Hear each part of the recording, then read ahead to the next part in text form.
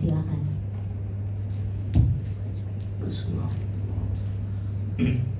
Bismillahirrahmanirrahim. Assalamualaikum warahmatullahi wabarakatuh. Alhamdulillah, assalatu wassalamu ala rasulillah wa ala alihi wa sahbihi wa mawalah.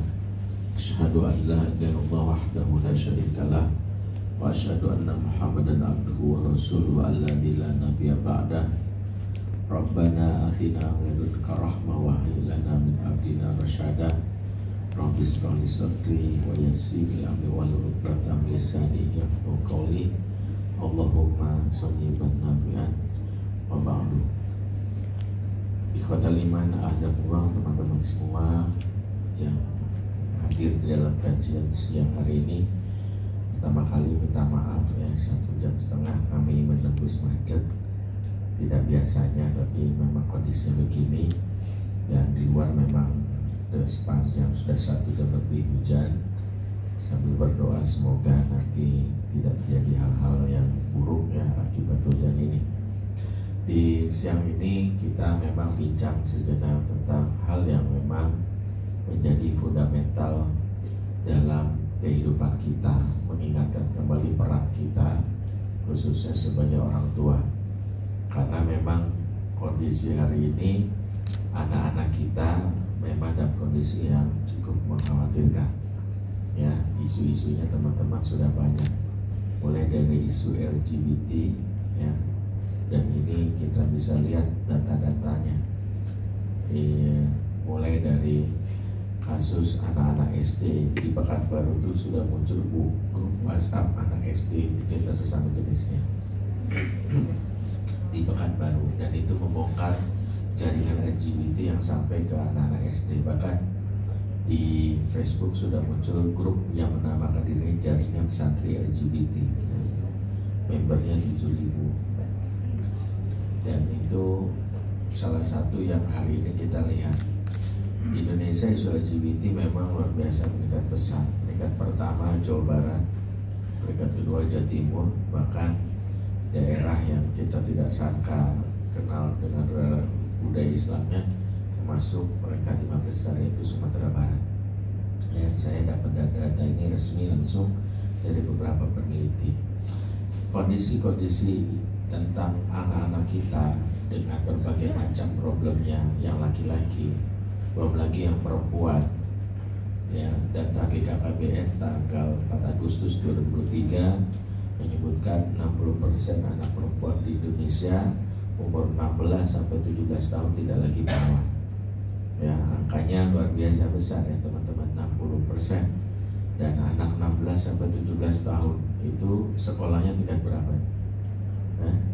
SMA. Berarti kita berada dalam kondisi anak-anak SMA sekarang, kalau jumlahnya di kelas 20, kesimpulan riset ini 12 orang udah gak perawan. Dan ini mengerikan. Jangan-jangan tuh anak kita waliyahzubillah ponakan atau jangan-jangan calon laki kita. Pangkalnya apa sih sampai muncul itu? Ada yang bilang karena gadget, ada yang bilang karena pengaruh lingkungan. Para ahli menyimpulkan the main problem of parenting today is disconnection. Jadi masalahnya bukan tentang tantangan di luar yang semakin besar, tapi koneksi di antara kita yang mulai kendor. Dan itulah yang menjadi dasar kenapa juga terjadi anak-anak yang bunuh diri. Kalau Johan Hari itu terkenal dan bukunya Lost Connection, ya, menceritakan anak-anak yang depresi karena tidak punya koneksi. Kalau saya tidak mengambil istilah lost connection, lebih tepatnya disconnection, karena bisa jadi koneksinya ada tapi lemah. Tapi kesimpulannya, baik disconnection atau lost connection pasti menciptakan new connection. Ya. Apa maksudnya? Saya ngasih ilustrasinya. Saya waktu berangkat umroh pertama tahun 2007 diminta hakim dampingi beliau membawa 400 jamaah dari MG Travel. Ya, saya agak norak tuh berangkat pertama umroh ke luar negeri. Saya bertekad selama di sana harus terkoneksi ke rumah. Makanya saya isi pulsa 700.000. Kemudian saya dari isi pulsa itu saya yakin bahwa nanti pasti bisa. Dan saya lupa dulu prosedurnya kalau mau ke luar negeri harusnya telepon operatornya untuk ngasih tahu bahwa kita dibuka roaming internasionalnya. Saya nggak lakukan itu. Saya berangkat ke sana, mendarat Jeddah, nyalain handphone, SMS ke orang rumah karena dulu belum ada WA, nggak masuk. Telepon nggak masuk. Jadi seharian itu saya sibuk ngurusin handphone, bukan jamaah. Sebingung kok nggak masuk sampai ditegur saya satu panitia. Antum tuh ngurusin jamaah, Ustaz, jangan handphone aja. Dan saya akhirnya mengambil keputusan daripada begini, walaupun pulsa ada diisi, udahlah mencari new connection. Dulu belum ada wifi di hotel zaman dahulu, saya beli kartu baru.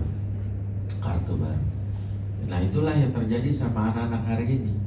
Ketika tidak ada koneksi, mereka menciptakan new connection. Jadi jangan heran kalau nanti kita ngomong gini, kamu tuh gak boleh begitu tau, kamu kan seorang muslimah. Jawaban anak zaman now, mama so tau, kata Nikita Mirzani kan begitu. Papa so tau, kata yang Lex kan begitu. Jadi papa mamanya itu yang memberi makan, tapi jiwa anak terkoneksi sama yang lain. Nah, kenapa ini terjadi? Salah satunya adalah kebutuhan psikis anak yang tidak dipenuhi. Kenapa Allah jadikan anak itu 0-7 itu bukan akalnya dulu yang aktif. Akal itu proses tumbuh kembang terakhir yang muncul, tapi perasaan. Sebab kantong jiwa dia dulu harus diisi sebelum dibikin pintar. Jadi pintar itu nanti setelah jiwanya kenyang. Tapi hari ini banyak anak-anak yang jiwanya kosong. Anak perempuan jiwanya kosong paling gampang jadi korban love scamming. Ya, Kumparan.com setahun yang lalu mengungkap kasus di Lampung, seorang anak perempuan ya di Lampung rela mengirimkan foto bugilnya ke seorang cowok yang ternyata narapidana di LP Cipinang. Gak kemana-mana tuh mereka, si napinya di LP Cipinang, si perempuannya gak kemana-mana, di kamarnya doang. Bapak ibunya merasa alhamdulillah gak kemana-mana.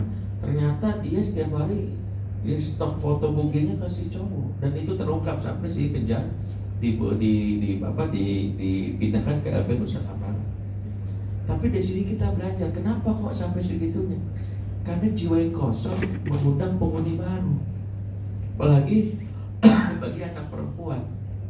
Ya, makanya kalau tadi isu tentang keperawanan itu terjadi, ya basic. Saya karena basicnya masalah anak remaja sudah melakukan riset panjang. Makanya waktu saya kuliah di Malaysia, ngambil jurusan family ekologi, ya S2 di sana, profesor saya namanya Rumaya Johari melakukan riset di antara penyebab anak perempuan itu kehilangan keperawanannya dan gampang jatuh cinta karena nggak punya figur ayah. Makanya beliau nulis tesisnya sederhana tuh, relationship between father and daughter. Jadi anak perempuan hatinya kosong tuh gampang jadi korban love scammer. Dan perlu Bapak Ibu ketahui, ya saya sebulan lalu baru pulang dari Perth, Australia, dan saya punya program yang diminta ke 10 negara untuk keliling untuk melatih dai-dai di sana. Saya baru tahu di luar negeri pengedar narkoba dan predator seksual sebelum menjalankan misinya mereka ikut workshop parenting 3 hari. Jadi jangan berpikir bahwa mereka nggak ngerti ilmu parenting. Kalau nggak percaya silakan. Berita yang heboh itu adalah yang terjadi di Sukabumi. Seorang pelaku sodomi namanya Kang Emon baru aja dibebaskan 9 tahun yang lalu. Dia melakukan sodomi, dan dia melakukan sodomi ke 190 anak. Tapi jadi masalah adalah korbannya rata-rata belain dia. Jadi pernah ketika para psikolog wawancari korban, jawabannya gini, kenapa sih Kang Emon harus dipenjara?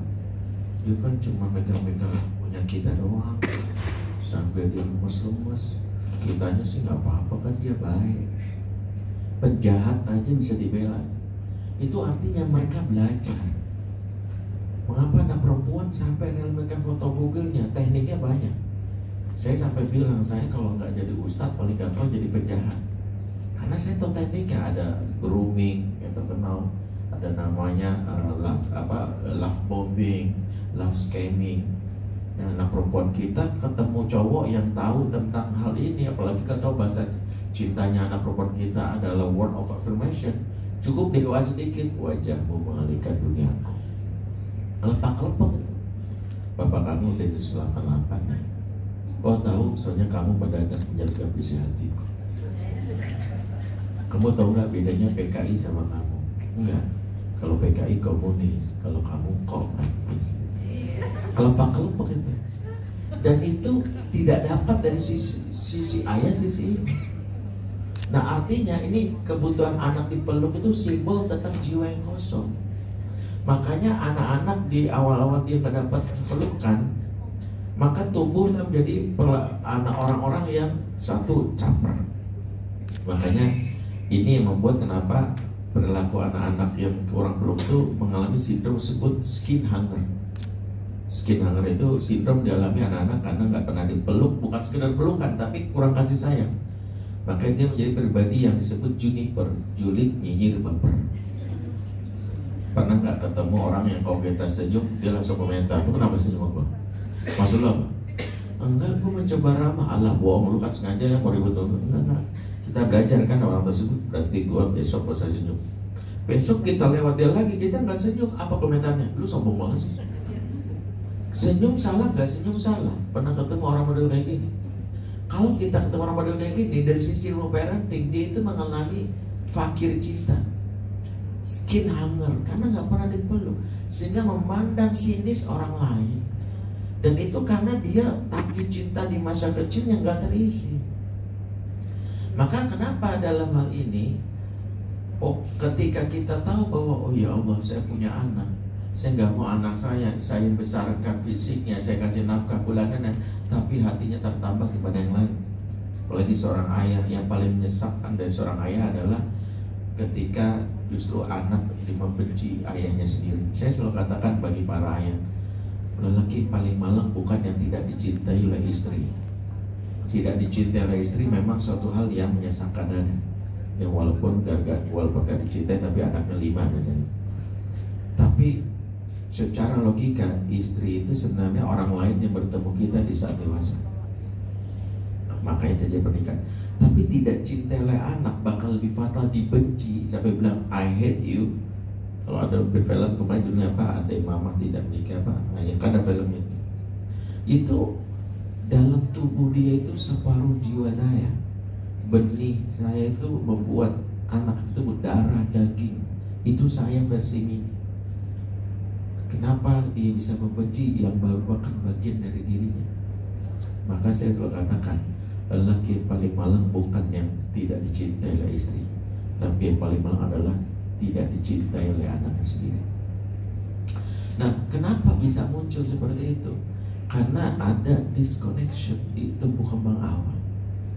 Nah, sayangnya karena waktu kita singkat, pembahasan ini butuh 5 episode sebenarnya, tapi cukup pembahasan kita menyadari berarti kita harus tahu bahwa jangan sampai anak kita yang ngasih makan, kita berikan sekolah, tapi hati dan pikiran jiwanya ke orang lain.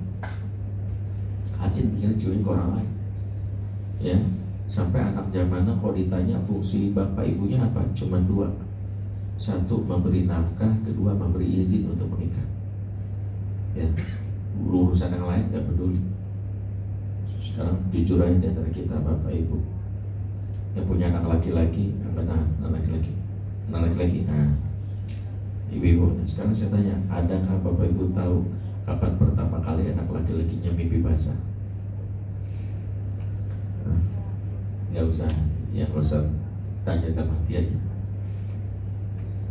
Riset Yayasan Kita dan Bu Hati, anak-anak di Indonesia mimpi basah pertama 70%, 75% rata-rata kelas 5 SD. Jadi masalah, bapak ibunya belajar agama, dia rajin menyuruh anaknya, bangun subuh kamu. Dia keperiksa ternyata basah celana, dia pikir air kencing, diganti celananya, dia wudhu, berangkat sholat subuh. Sah atau tidak? Gak sah. Kurikulum Dignas baru mengajarkan mandi junub kelas 2 SMP. Kelas 5 SD sudah mimpi basah, 3 tahun sampai 2 SMP baru tahu tentang ternyata harus mandi. 3 tahun. Kenapa dia nggak bertanya sama orang tuanya, apalagi sama bapaknya? Karena disconnection.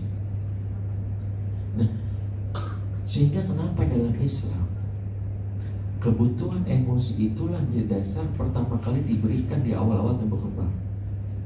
Contohnya Allah menyebutkan dalam surat Al-78, dalam fase tumbuh kembang itu Allah jelaskan, wallahu akhrajakum min butuni ummahatikum la ta'lamuna syai'a wa ja'ala lakumus sam'a wal absara wal afidah la'allakum tashkurun. Allah keluarkan kamu di perut ibumu dan kadang tidak tahu apa-apa, dan Allah menjadikan pendengaran, penglihatan dan hati agar kamu bersyukur. 3 bagi indera yang harus distimulan yang menurut Quran itu pertama kali muncul waktu bayi lahir, ini menentukan kualitas hubungan dan anak. Pertama, pendengaran. Makanya kenapa pertama kali pendengaran itu harus orang tuanya yang pertama kali menstimul, terutama ayah. Makanya simbol pertama waktu bayi lahir siapa yang mengazankan? Ayah. Maka kenapa di umur ini jangan anak terdistrak sama suara-suara selain orang tuanya. Itulah kenapa kalau dia nanya, Ustaz boleh ngasih gadget sama anak umur 1 tahun? Haram. Tapi kan saya bagus Ustaz, biar anak saya belajar tentang makan murotal, apalagi misalnya pasti anak baby bus apa itu kan, anak-anak main kokomelon, belajar pendidikan kan, atau misalnya nusantara. No, ini bukan tentang konten. Ini tentang bagaimana dia belajar berinteraksi dengan orang pertama. Makanya ada nggak yang punya pikiran konyol gitu waktu bayi pertama lahir yang kita setel azannya Ustaz Hanan Ataki? Ada nggak pikiran nggak? Kan bagus azan Ustaz Hanan Ataki daripada bapaknya. Kenapa nggak Ustaz Hanan Ataki? Karena ini bukan tentang azan. Ini tentang siapa yang memperkenalkannya. Kenapa nggak kepikiran setel azannya Ustaz Taki Malik? Kenapa nggak setel Ustaz apa yang bagus suaranya? Karena bukan azannya.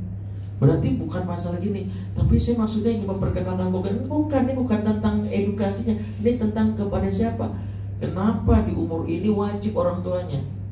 Ibu ketika menyusui di umur itulah ibu harus banyak ngomong. Kenapa anak disusui oleh ibunya? Sesuai dengan kodratnya, wanita itu kecenderungan bicara lebih banyak daripada bapak-bapak. Ya, mungkin kalau bapak-bapak ngomong mana? Halo, oke, susu. Itu kalau bapak, ibu, ya Allah, iya mana dan dia dan kita kan kamu. Ternyata ibu yang sering bicara sama bayinya. Makanya ibu kalau nyusuin bayi baru awal itu nggak boleh sibuk dengan yang lain, ya. Sambil nyusuin sambil ambil status WA, cireng besok ready, yang mau PO gamis gitu ya. Udah, itu kan gitu. Justru ajak ngobrol. Ya Allah mau neng. Tahu nggak kenapa? Dengan sering bicara itu anak menjadikan suara ibu bak remote yang membuat mereka menjadikan suara ibu familiar sound. Buktinya apa? Sederhana. Kalau dia nangis karena pampers yang penuh, pembantunya sini gitu, pembantu bapaknya datang, tapi ibunya pulang dari kantor tiba-tiba adek dia. Tandanya ibu sudah menjadikan suara ibu sebagai remote pertama yang harus terkoneksi. Ini kalau menyusuinya dengan benar. Makanya kesalahan pertama membuat anak itu terdiskoneksi adalah di 2 tahun pertama, di mana ibu salah dalam proses menyusui. Ingat, yang benar itu rodoah laisa syaribah, istilah Quran. Menyusui bukan memberi susu. Bedanya apa? Kalau menyusui itu berikan yang namanya puting ibu, terkoneksi antara bibir bayi yang sensitif dengan payudara ibu yang sensitif, ujung putingnya. Itulah ketika dihisap terjadi chemistry. Sayangnya ibu merasa kan udah mama kasih full tapi dari botol. Makanya waktu saya pernah nanganin seorang anak pengusaha kaya raya, ya, salah satu yang 500 orang terkaya di Indonesia. Dia suatu hari anaknya ngamuk. Waktu itu saya minta anaknya sekali ngamuk menghabiskan 40 juta rupiah. Ngamuk berbayar, ngamuk premium. Jadi waktu ngamuk dia lempar MacBook bapaknya sebesar waktu itu harganya $3.200.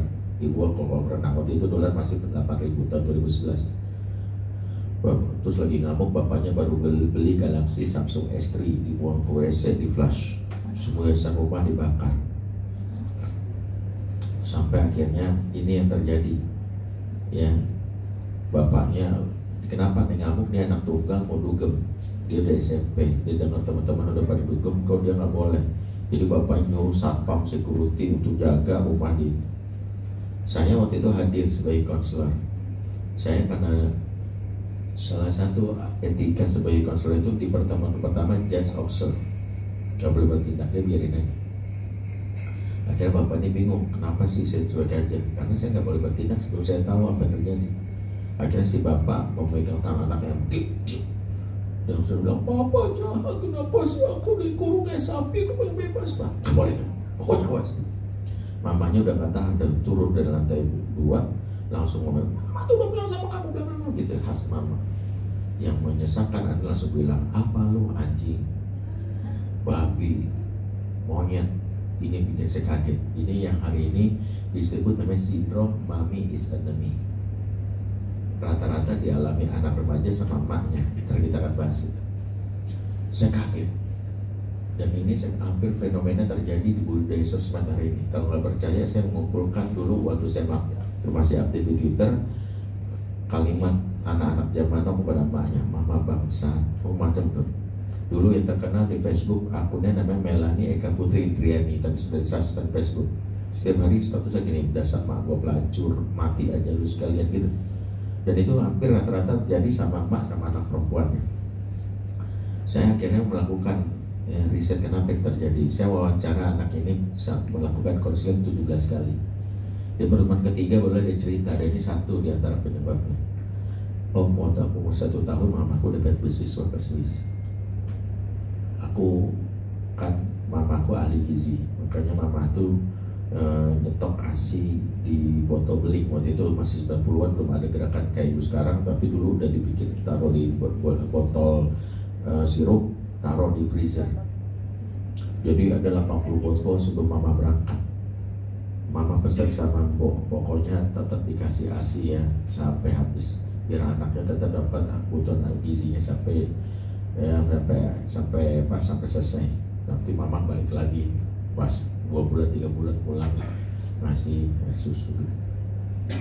Jadi yang dia sampai gini, "Jadi om, aku tuh minum ASI full sampai 2 tahun, tapi dari botol. Emang gua anak botolan."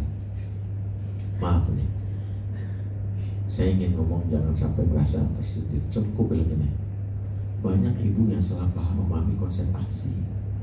Mama udah kasih full 2 tahun. No. Ibnu Qayyim itu bilang gini dalam kitab Tufah, jika ASI seorang ibu berhenti sebelum anak berumur 2 tahun, hak anak untuk bermain dengan puting ibunya tidak boleh dilarang.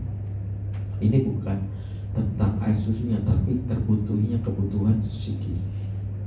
Kan ibu bisa jadi, maaf nih, ibu bekerja, atau ada ibu yang misalnya ASInya memang kering, atau memang dia memang hamil lagi. Sebagian ulama memfatwakan kalau hamil lagi jatah ASI untuk janin, makanya boleh dihentikan kepada si bayinya. Tapi anak itu bermain puting itu hasilnya dibutuh untuk berinteraksi dengan ibunya, itu nggak boleh dilarang.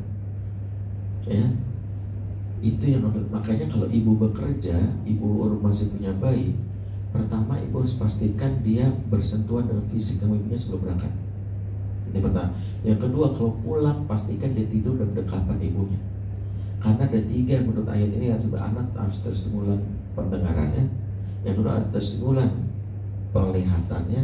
Makanya kenapa bayi itu jarak pandangnya maksimal 30 cm sampai umur 6 bulan. Karena dia hanya ingin melihat sesuatu dekat dengan dia, dan yang paling dekat itu adalah wajah ibunya saat dia menyusui. Kenapa kalau menyusui itu wajib kita beradu muka dengan muka, karena wajah kita di-scan. Bapak kalau mau berinteraksi dengan bayi itu wajib seperti Nabi, nose to nose, ini halo gitu, sampai Nabi menjulurkan lidah untuk mencadainya gitu. Dan itu membuat wajah itu di-scan. Terakhir adalah dia harus banyak didekap dan dipeluk untuk mengasah perasaannya. Ya, 3 hal ini kalau dapat dari anak, terutama dari ibunya, walaupun ibunya bekerja, maka proses itu membuat anak menjadi pribadi yang dependent. Dependent itu tergantung, dan itu wajib terjadi sampai umur 2 tahun. Ya, jadi kalau ibu pun nanti punya anak, pampersnya penuh, tiba-tiba ganti dulu ya sama mbak, mau sama mama. Nah dulu mama coba mau sama mama. Tapi mama jawab, maunya sama mama, sama mama. Ada yang pernah mengalami? Kalau ada yang mengalami ini berarti benar dan wajib. Kenapa? Karena fase ini berpengaruh hubungan dengan anak di masa dewasa. Makanya di umur ini nggak boleh GR anak terlalu cepat mandiri. Anak umur 1 tahun bangun tidur bikin kopi sendiri, terus kita upload Instagram kids zaman now anakku kalau aja gitu. Tadi umur 3 tahun minta ngekos di samping TK baru nyesek. Mama kan TK Al-Azhar ada kos-kosan. Aku udah bisa ngekos. Iya, anak mama sudah mandiri. Ketahuilah, mandiri itu punya limitasi. Terlalu mandiri itu kalimat disampaikan adalah I don't need you. Makanya saya tuh bilang mau para suami, jangan bangga punya istri mandiri, karena bisa jadi dia ingin ngambil istri, gua nggak butuh lu. Saya bilang, saya kalau istri saya nggak minta, saya nyesek. Apa yang salah di saya? Berarti nggak salah. Jangan berpikir bahwa kemandirian itu punya limitasi, melebihi. Maka saya termasuk orang yang hari ini sedih dengan terminologi independent woman. Saya nggak salahkan ibu yang bilang independent woman. Independent woman adalah sebuah bentuk gerakan protes akibat diragukannya laki-lakian zaman now. Kenapa? Gua yang nikah, gua yang hamil, gua ngurus anak, gua nyari duit juga, gua yang melayani dia suami, gua yang masak dan sebagainya. Bila suami pulang anak-anak, muncullah marriage is scary, independent woman, karena meragukan laki-laki hari ini. Makanya dekade belakangan saya termasuk cemas dengan terminologi the power of mama. Sadar gak istilahnya sindiran, saking laki-laki di dunia ini sudah gak bisa lagi diandalkan, mama turun tangan.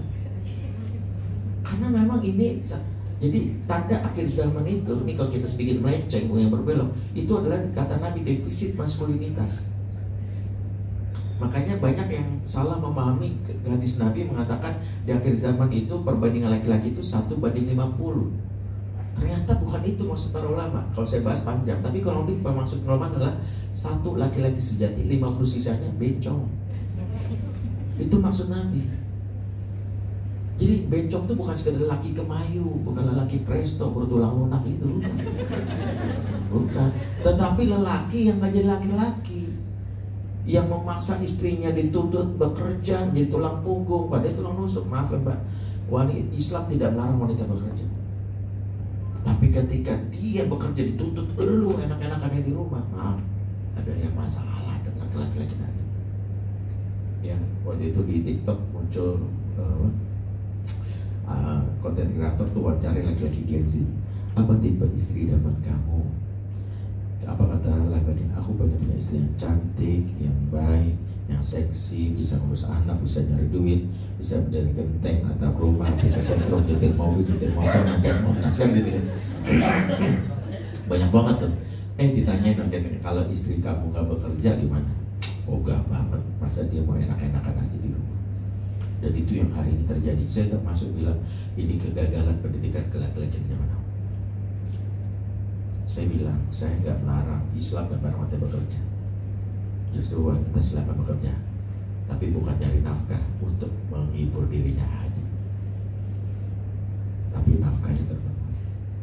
Nah, kembali konteksnya, ketika anak kita tidak dapat, makanya ketika sekarang perempuan dia akhirnya harus keluar dari rumah, dia punya problem sih. Nah, kembali kan kita waktu yang terbatas, berarti dasar pertama membangun ikatan hati di masa dewasa anak dibangun di umur 0 sampai 2 tahun ya. Itulah kenapa setiap problem diskoneksi di saat remaja itu gak muncul-muncul hadir, tapi karena gak dekat dengan anak, tidak terjalin bonding, tidak ada koneksi, dan itu membuat anak-anak menganggap kita gak berarti. Ini yang pertama kenapa. Ini kedua, karena waktu singkat, saya langsung kasih tipsnya aja. Yang pertama, beresin dulu sumber-sumber awal. Yang kedua, jadilah ortu yang mudah diakses. Kebutuhan anak kepada ortunya bukan sekadar orang tua hadir, tapi orang tua, bukan orang tua hadir, tapi orang tua yang mudah diakses. Saya selalu kalau kajian handphone selalu saya bawa, bukan apa-apa. Saya kalau anak saya nelfon, saya izin, boleh ya anak saya nelfon. Kenapa saya? Bi izin GoPay dong, Bi. Saya selalu membiasakan diri. Saya jadwal saya keluar negeri setiap bulan, kemudian jatuh keluar kota selalu setiap bulan ada, tapi saya memastikan anak saya mudah mengakses saya. Kenapa?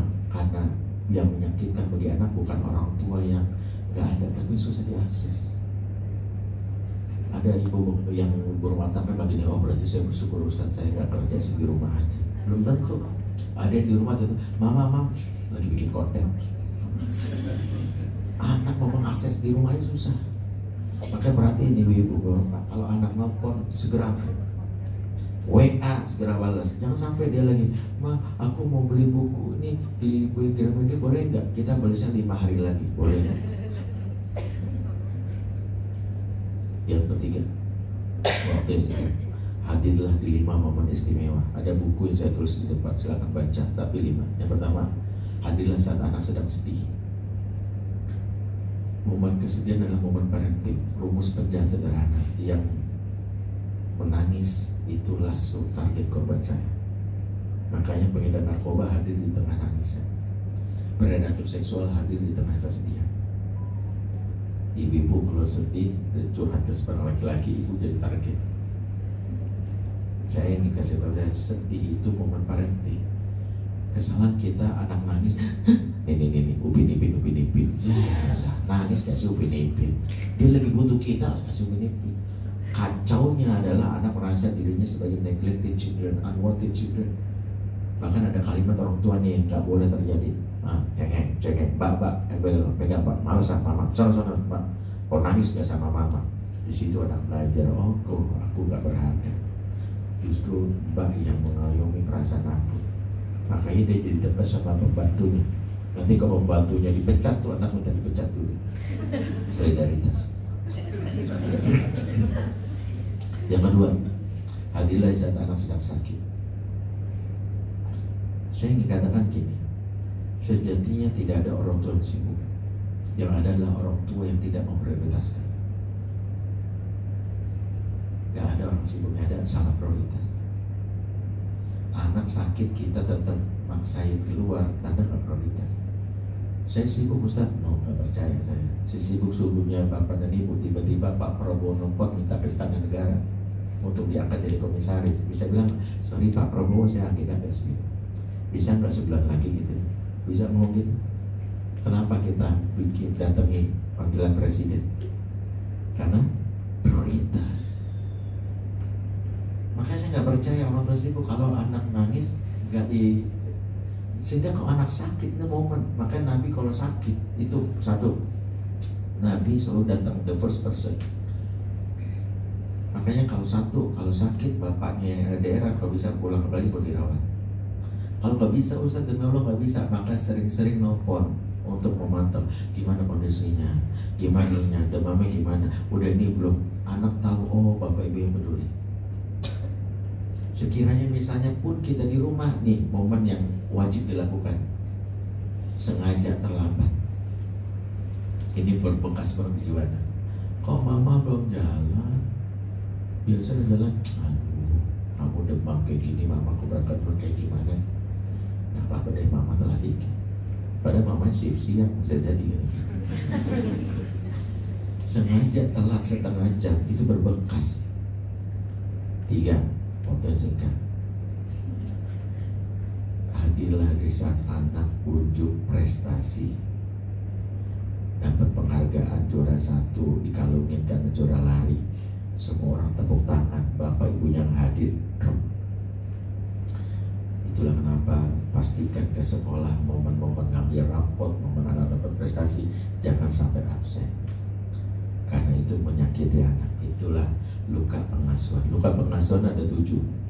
Yang paling menyakitkan bukan dipukul, tapi diabaikan. Kata anak zaman now, kacang itu gurih, dikacangin perih. Makanya kenapa kalau anak lagi 1 unjuk prestasi, yang keempat hadirlah saat anak unjuk aksi. Mama kan nanti pas akhir tahun aku pentas drama, aku nerima. Jangan sampai mama papanya absen. Nabi melewati sekelompok kaum dari Bani Aslam. Rasulullah ala nafar min Bani Aslam. Rasulullah melewati sekelompok kaum dari Bani Aslam yang sedang memanah. Numpang lewat oleh Rasul. Rasulullah langsung duduk sambil memotivasi, ilmu ya Bani Ismail fa inna abakum kana lakum. Ayo terus memanah. Keturunan Ismail kakek moyang seorang pemanah. Nabi hadir saat orang jelas. Jadi anak kita mentas. Semua orang kagum dengan aksi, hebat. Bapak ibu yang hadir drop. Makanya hadir ke anak lagi mentas. Walaupun mentasnya nggak sesuai harapan kita. Nah punya nari, ya, ternyata gerakan nari sama lagunya nggak sinkron. Gini dong anak TK, anak TK. Jangan menyesal, tuh gitu gua nonton konser nonton konser dari Dewa 19. Yang kelima, hadirlah saat anak melakukan kesalahan fatal. Untuk dibela harga dirinya, dia harus memecahkan misalnya jendela tetangga, atau dia habis berantem teman-temannya, membuat anak teman terluka. Jangan gini, mama mau datang, justru datang bukan untuk membela dia, tapi menguatkan dia. Kita lewati dia, saya ibunya, saya akan bertanggung jawab, saya bapaknya, tanggung jawab. Itu momen parenting. 5 momen ini gak boleh absen. Itu dulu sebagai pengingat buat kita, supaya sesibuk-sibuknya kita, pelukan yang dimaksud bukan pelukan fisik, tapi pelukan jiwa. Jiwa yang dipeluk itulah membuat walaupun jarang bersua, hatinya terkoneksi walaupun jauh. Aku lupa ya. Assalamualaikum warahmatullahi wabarakatuh. Ustaz, kita buka sesi tanya jawab ya untuk 3 orang penanya dulu kepada Bapak dan Ibu yang ingin bertanya. Silakan Pak.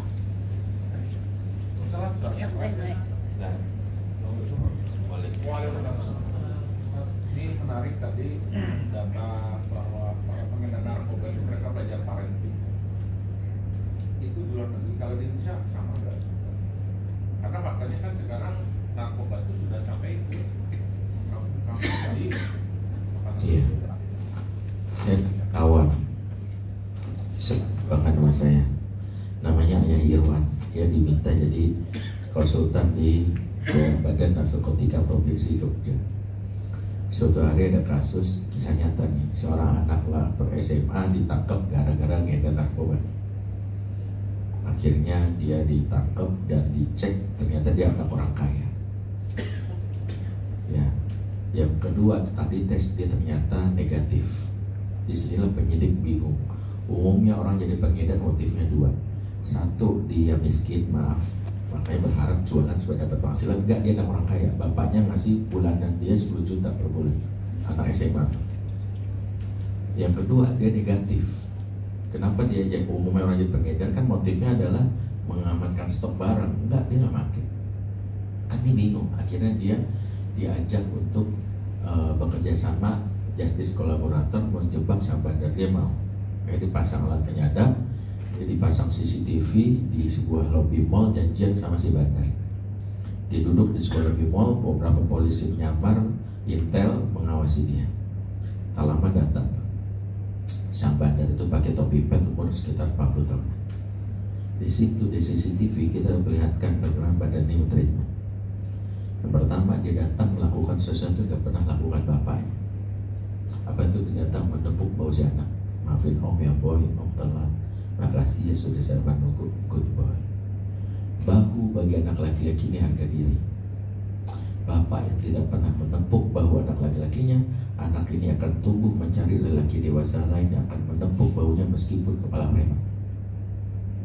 Makanya kenapa saya pernah nangani kasus di Polsek Ciracas, ada anak geng motor anak SMA yang setiap malam melemparin bom molotov ke ruko-ruko Ciracas, bukan mau merampok. Satu ujian harga kenaikan harga diri dia di geng motor demi mendapatkan gini, hebat lu habis bacok 5 orang. Ini harga diri laki-laki di sini. Makanya bagi laki-laki harga diri itu udah kayak NKRI, harga mati. Kalau nggak dapat gue cari duluan. Kita kaget. Yang kedua, si bandar ini mentreatment si anak ini dengan pertanyaan pertama yang gak pernah tanyakan bapak kepada anak laki-lakinya. Bapak ngomong ketemu anak biasanya gimana? Tanya standar. Udah makan belum? Ya kan? PR udah belum? Hafalan kamu berapa juz? Kan gitu. Itu khas bapak-bapak. Ya makanya kalau pesantren anak-anak zaman now kalau bapak nelpon dia tahu di pertanyaan template, maka dia punya jawaban template, baru ngangkat telepon, udah 10 juz, waalaikumsalam, tutup. Itu bapaknya. Kalau ibunya lebih sadis nanya, Tupperware mama mana? Itu kalau mama.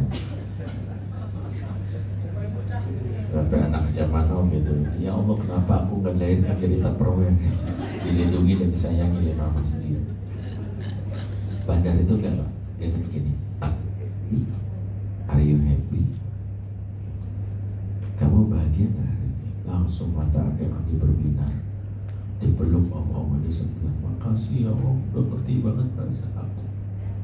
Akhirnya polisi menggerebek si Bandar ini, dibawa ke polsek terdekat. Dan ini yang buat kita nyesek.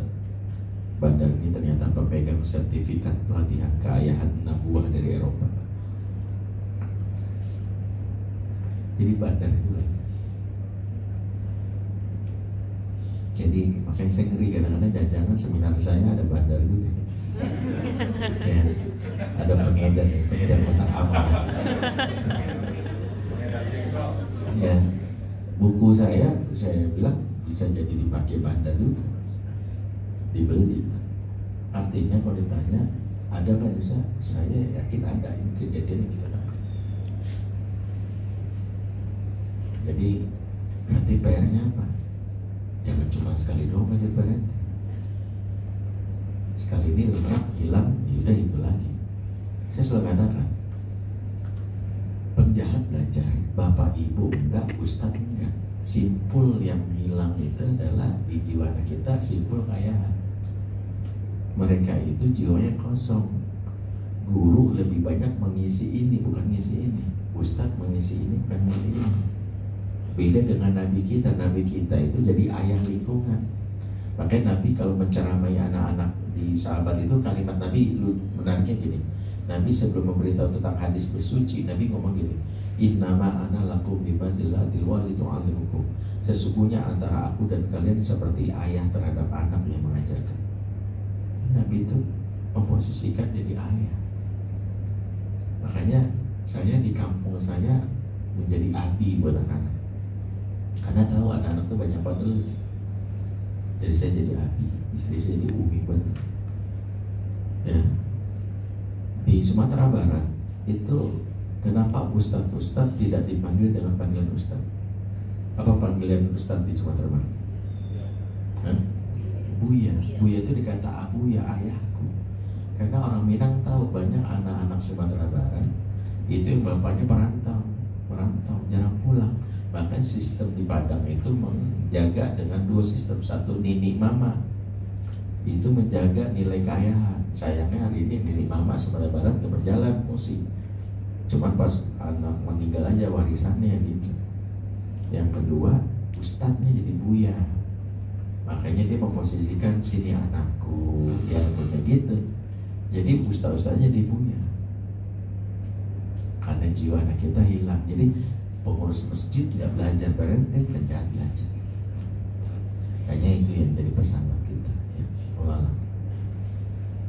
Baik, terima kasih Pak Ustadz. Apakah ada lagi yang ingin bertanya? Silakan Mas. Boleh maju ke depan.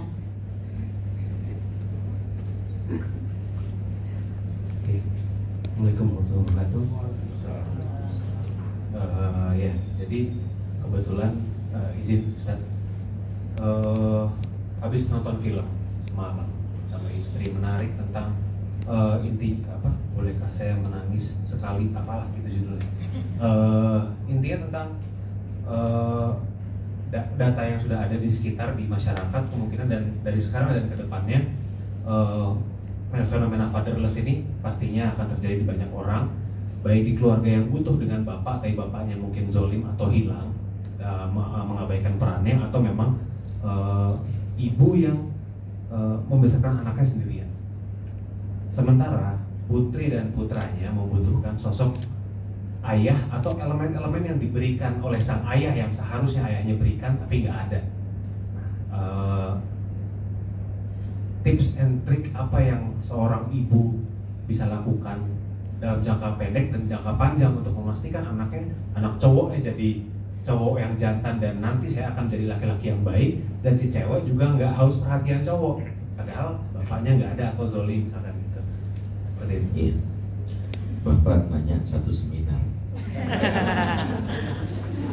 Saya nulis buku ini saja itu 3 bab, 3 jilid. Bapak nanya atau untuk pertanyaan kepepet nanyanya gini. Bingung saya jawabnya. Tapi saya ingin sampaikan gini. 1, nih saya babnya terpotong-potong. Single parent ada 3 dalam Islam. Single parent karena pernikahan, cerai maksudnya. Single parent karena kematian, single parent karena jarak, LDR. Itu dulu. Masing-masing single parent ini treatmentnya berbeda. Tuh ya. Yang kedua, ketika ibu jadi single parent, jangan jadi super mom, tapi smart mom. Itu dulu. Kesalahan dasar paksa jadi super parent itu menyakiti, itu yang rusak. Saya kasih ilustrasi. Lagi nyetir bawa mobil, tiba-tiba jatuh batu, yang menghalangi jalan. Ibu yang super mom itu turun mendorong, akhirnya batunya tergeser. Seneng kan, puas. Tapi begitu kembali ke kemudi baru sadar engselnya copot banget. Encoknya kamu. Kemudian pinggangnya patah. Lagi nyetir, orangnya apa? Sakit. Emosinya jadi negatif. Karena maksa jadi super. Makanya single parent dan satu bukan super smart.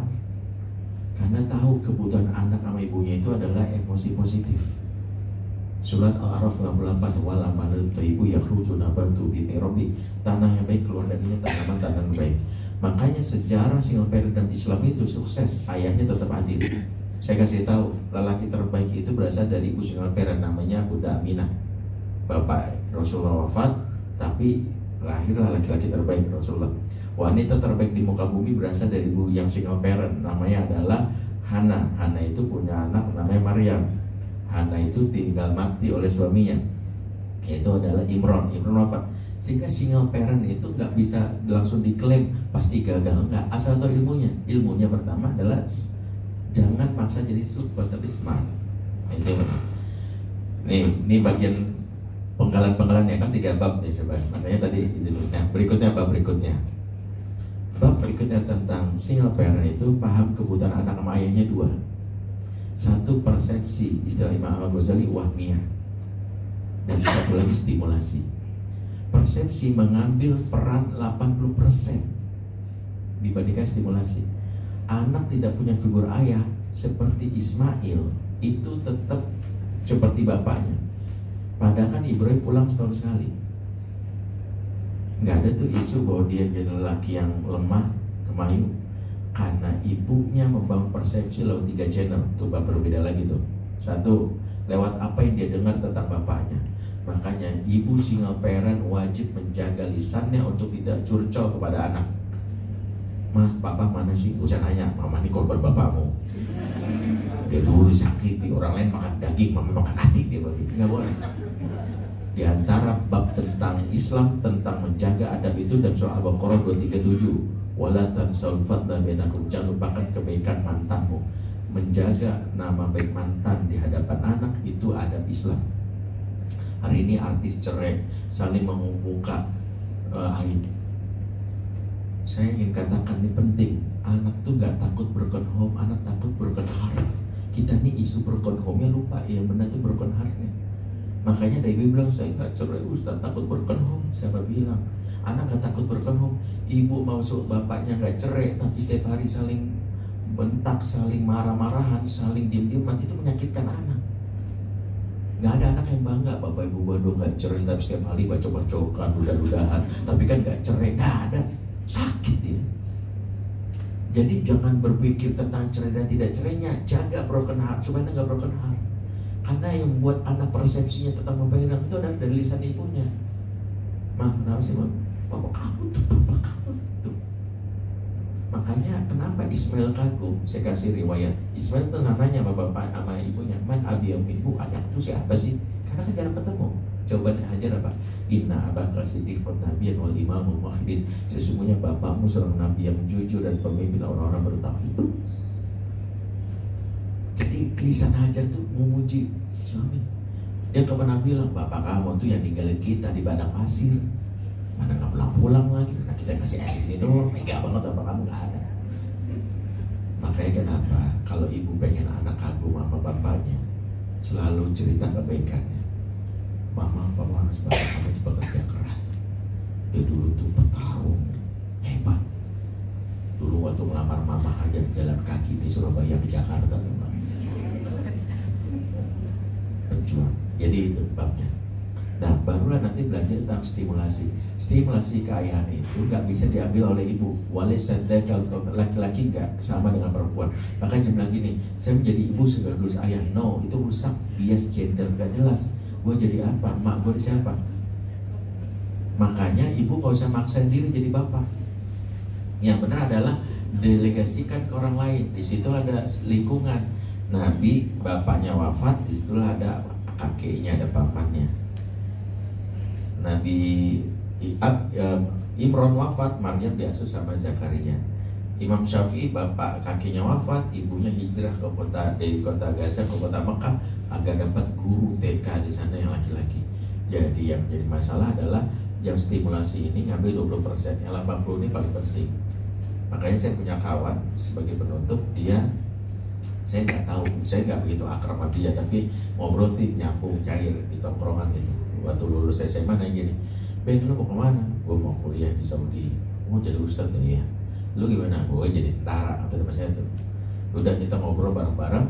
Pas 5 tahun kemudian balik ketemu dia udah jadi tentara. Nah, terus kita ngobrol sama teman-teman yang lain, diajak main ke rumahnya.